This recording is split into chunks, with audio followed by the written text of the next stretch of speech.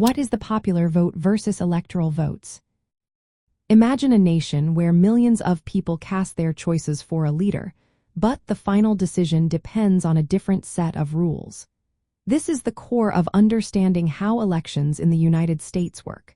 When citizens go to the polls, they are actually voting for a group of representatives known as electors, who are part of the Electoral College. The popular vote refers to the total number of individual votes cast by citizens across the country for a particular candidate.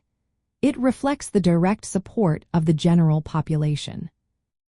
In contrast, electoral votes are allocated based on the results within each state.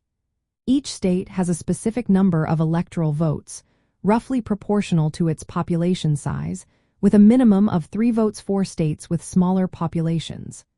When voters in a state choose a candidate, they are effectively selecting the slate of electors pledged to that candidate.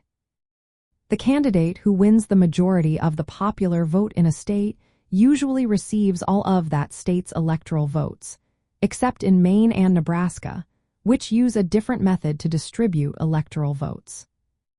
The total number of electoral votes is 138, which is the sum of the 270 electoral votes needed to win the presidency. To become president, a candidate must secure a majority of these votes.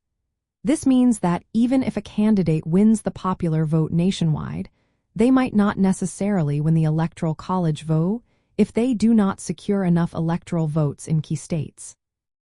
This system emphasizes the importance of state-by-state victories rather than just overall national support. It can lead to situations where a candidate wins the popular vote but loses the election because they did not win enough electoral votes. This structure was designed to balance the influence of states of different sizes and to ensure that smaller states have a voice in the election process.